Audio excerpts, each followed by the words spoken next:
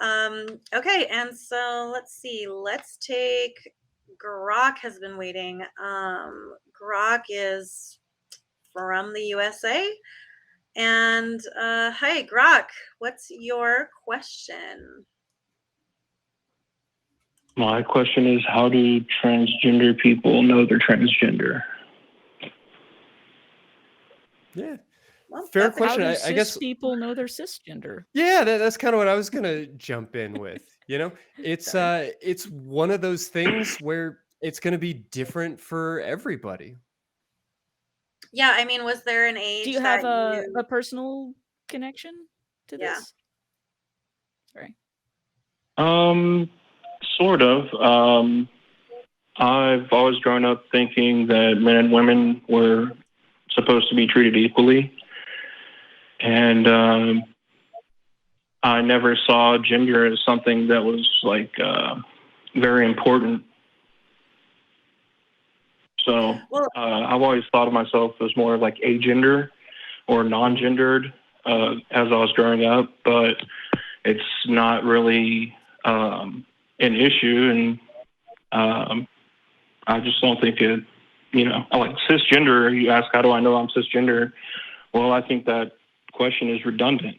The term is redundant. Like, how do I know that air is a gas? It's kind of in the definition. I think it's Yeah, like, not so sure that it is though. Like air is just the like vague nebulous term that we use to describe the space around us. mhm. The idea of cisgender is just to say that you have a gender just like a trans person has a gender, but your gender happens to line up with the way society describes your gender. So without a society, we don't have cis and trans. We just have men and women and then, some of these other like more nuanced identities. But the notion that cis is somehow the default is a culturally constructed one, and one that is not based on biology and not particularly useful anymore. So it's something that we are working to sort of deconstruct culturally. Yeah, and I think that I because, completely you agree. in your experiences, you have had a certain set of experiences and you were raised a certain way, and that shaped you as a person, as an adult. But we have to keep in mind that like that doesn't mean that it's the same for every other person. So, as I have always been attracted to, all the genders. So it's hard for me to sort of put my mind into the space of someone who's only attracted to one gender.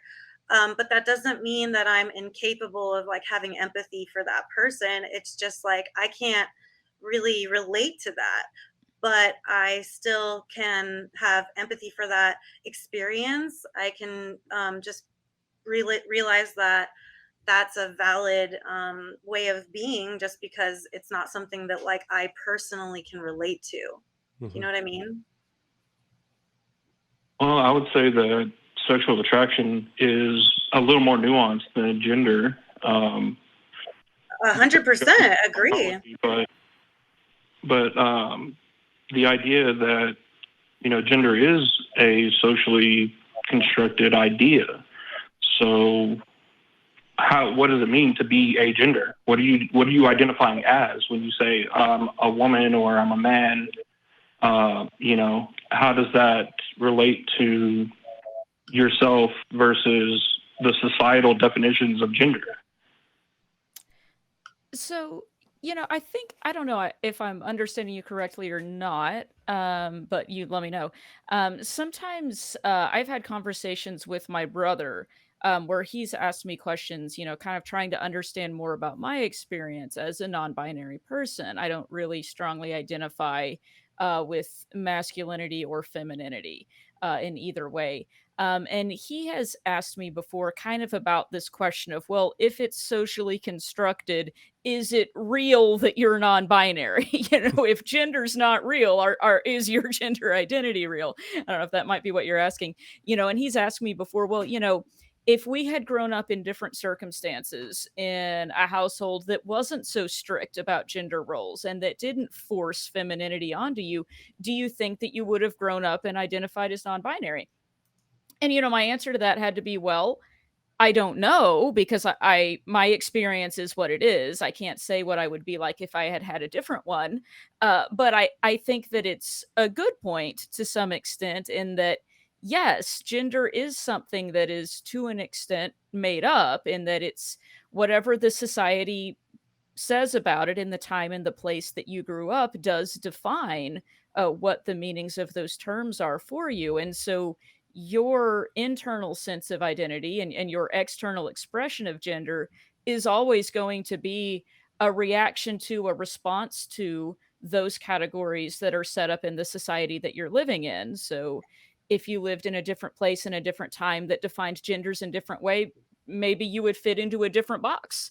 You would be in the other box that those people were describing for the humans, and maybe they have 4 boxes to pick from, or 1.5 boxes, or 6 boxes, or whatever.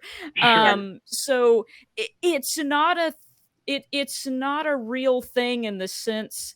I guess what I'm saying is, it may always be a little bit contingent upon what the societal understandings are. It's not that you don't have an internal sense, you do, but how that fits with the societal expectations is going to depend on what the societal expectations are.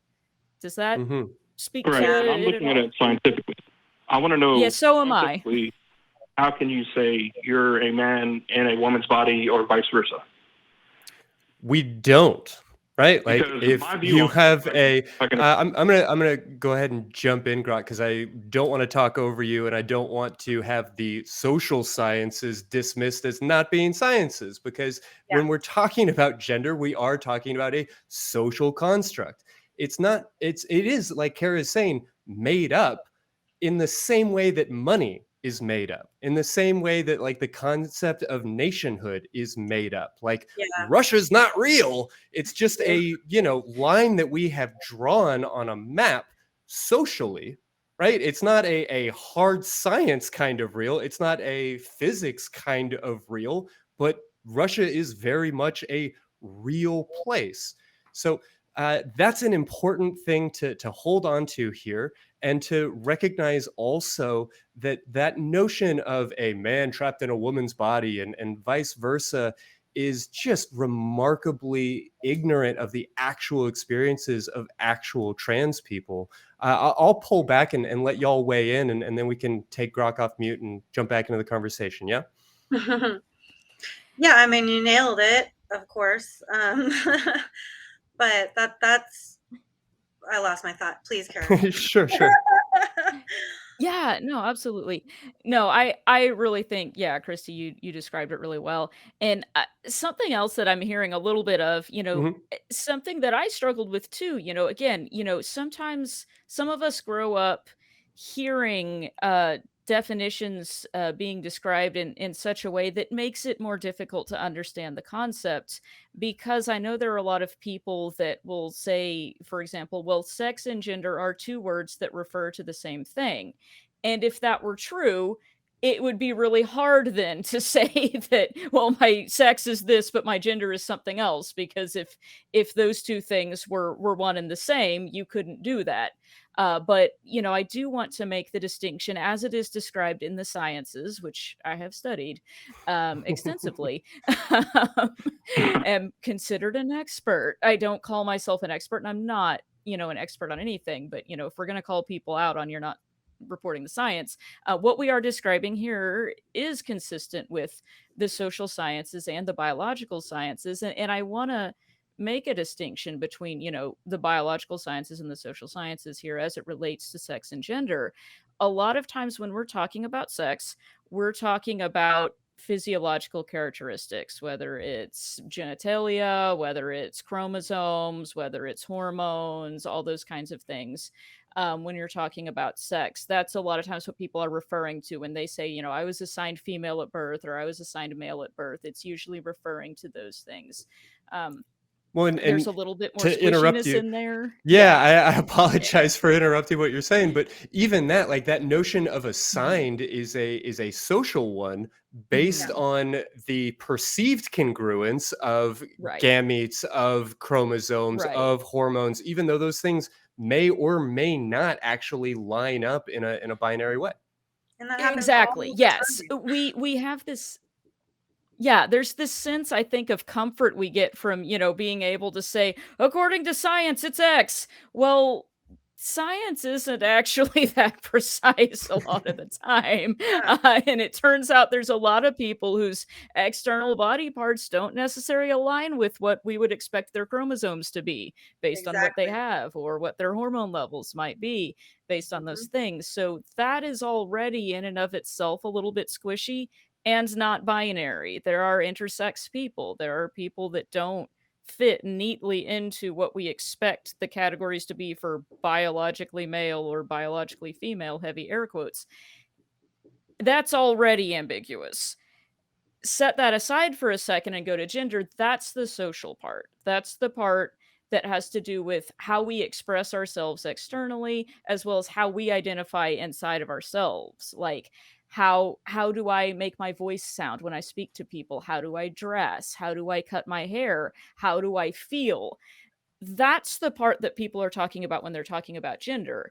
And that's not something that you can tell someone, "Oh, well, it's science, you don't feel the way you feel, or you didn't cut your hair the way you cut it." Yes, you did. You can't just take that away from people by saying it's not scientific because you are observing it. It's different from the category that we usually call sex, although they're certainly related. So I just wanted to make that distinction, that they're not one and the same thing, and that's why people can be trans or non-binary or cis or anything, and that's why we have those terms because not everyone aligns with what society might be expecting based on what they were assigned at birth. And I know that might be a little bit basic, but I wanted to put that out there in case there was any confusion. So, Christy, feel free to Okay, well, add or subtract. I kind of feel like I was cut off and kind of jumped on a little bit because there was a Sure. bit of a misunderstanding when I said something about scientific. Okay. You know, social sciences, obviously the study of how people behave. So scientifically speaking, wouldn't you say that if a male human has a thought, that that thought informs social sciences more than what social sciences inform that person? I would If I have not a say thought that. I and I'm a don't male, think I followed what you said. Yeah, try again. Like at all. okay, Can you if I try have that a again? thought and I'm a male, if I have a thought and I'm a male, doesn't that mean that I'm having the thoughts of a male? How can I ever say that I'm having the thoughts of a woman if gender is a social construct? If And you are a I'm male, then having the yes, thought. your thoughts are male, but perhaps you are not male. What if you weren't a male? Then your thoughts wouldn't be male, right? How do you know So, that? How could you know that? right, exactly. How could you know that about anybody but your fucking self? Because even with yourself, Because I'm it's a male. really squishy and hard. Okay, I believe you. You told me you're male, so I'm going to take it for granted that you know yourself better than I could possibly know you. So you've told me you're a male. So you can't really know that you're, quote, male. That's a very squishy category, but to the best of your ability, you have decided, looking at all of the evidence, that you understand yourself to be male. Great. Congratulations. That's going to make a lot of your life a lot easier in a lot of ways. So good on you. But you have decided that you're a male. I don't get to decide that you're a male. I don't get to decide that you are in anything, nor do you get to decide what I am, what Sinn or anybody else is, because you are not in their heads. We cannot get into people's heads. We cannot measure or evaluate their maleness or their non-maleness. We sincerely can't. We can look at their hormone levels. We can look at their gametes. We can look at their chromosomes. We can look at their BMI. We can look at all of these different factors, but even those don't line up. There's some statistical concordance, but on a planet with 8 billion people, there's a ton of outliers. And the notion that there is a male box and a female box is honestly something that we have talked to so many experts, so much smarter than I am on these subjects on this show about over and over and over. So I will just say it this way, Grok, the evidence is out there. It's in the back catalog of this show. You don't have to scour the internet. You can just keep watching this YouTube channel and have all of these questions answered by medical doctors, by biological researchers, by a number of different chemists and social scientists. We have talked to so many brilliant people about a lot of this information in great detail. And if you want to learn about it, you have every opportunity in the world. I just ask that you go and do it and not sit here and insist that you know what it is to be male, because you've only had that one experience and you can't really speak to anybody else's experience. Is that all fair? Well, I think you might be conflating terms, because I understand your concept of atypical gender or atypical sex, that a person's physical body might not match other characteristics. That's all understandable. But that's the exception that proves the rule. So we have a separate— Sure. Okay. So we're just going to label people as exceptions rather than persons. We're going to dismiss their personal experience. I mean, I don't mean to speak for Sinn and Kara, but I feel a little offended on your behalf, Kara, as a exception. I mean, let me let you weigh in here if I may. Mhm. Yeah, thanks. I appreciate that. I do exist. I am a person. I'm here right now. If that's not empirical evidence, I don't know what is. I think that I exist scientifically, although, maybe that's more of a philosophical question that we need to get into. But yeah, this idea that, well, just because it's a small number of people doesn't mean it's not a number of people. Those Yeah. are still people. And how small are these numbers in actuality? I mean, there's reason to believe that as much as 20% of the population is queer in some broad scope. So there's a lot here. Grok, I'm gonna give you the last word, but we are getting closer to the end of the show. And sincerely, I'm telling you, we have answered this question so many times, and I don't mean to be impatient with you, but I'm a little bit impatient with the world right now, because there is a willful ignorance on this topic. The information is so readily available, and to refuse to understand it is just frustrating when it ends up hurting people who are impacted by this kind of ignorance. The willful ignorance. Well, I see that your emotion seems to be skewing the conversation, because I'm speaking on a strictly neutral basis. Sure. Yeah. Thank you. Okay. And Yeah. I wasn't attempting to dismiss anybody and their identity or who they are.